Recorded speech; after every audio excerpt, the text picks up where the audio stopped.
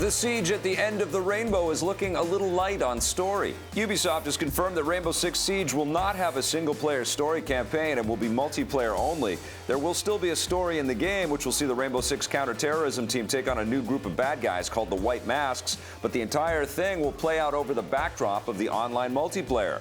All of the previous games in the series had single-player stories, although there seemed to be a stronger emphasis on multiplayer in some of the more recent outings. Rainbow Six Siege recently wrapped up a closed beta test where players got to try out several of the online modes. Hopefully the multiplayer will be enough to satisfy players when the full version makes contact on December 1st. Got him. Cool.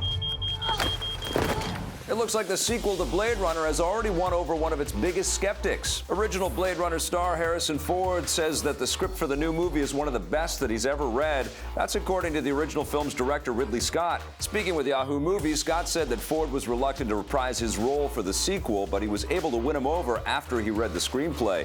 The new Blade Runner won't actually be directed by Ridley Scott. He'll serve as producer, with Prisoners and Sicario director Denis Villeneuve set to helm. Shooting begins next year, so audiences can expect to see Blade Runner 2 in 2017. I need the old Blade Runner.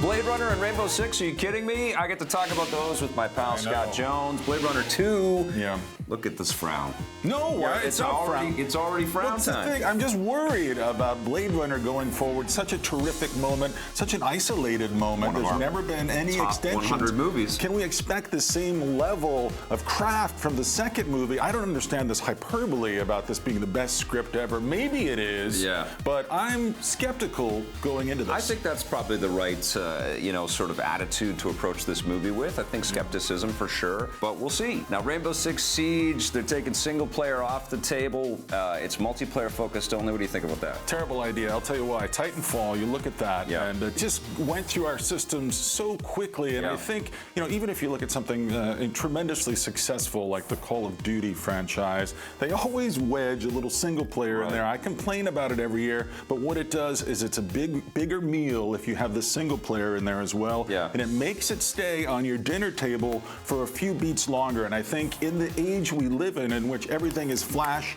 we're swiping, we're moving on, we're scrolling to the next web page, next video game, it leaves the table too quickly and it means less and it's worth less. Yeah, and Battlefront is doing the same thing. They're not really giving us a single player campaign. And arguably the Star Wars Battlefront games of the past didn't really focus too much on single player, but Rainbow Six did, and I used to love playing the single-player campaigns in Rainbow Six because it's a real deep dive into a world that scares the hell out of me, and the authenticity and the sense of realism is really superb in that series, and I think you get a really great sense of what it's like to be one of these tactical, SWAT-type dudes out there.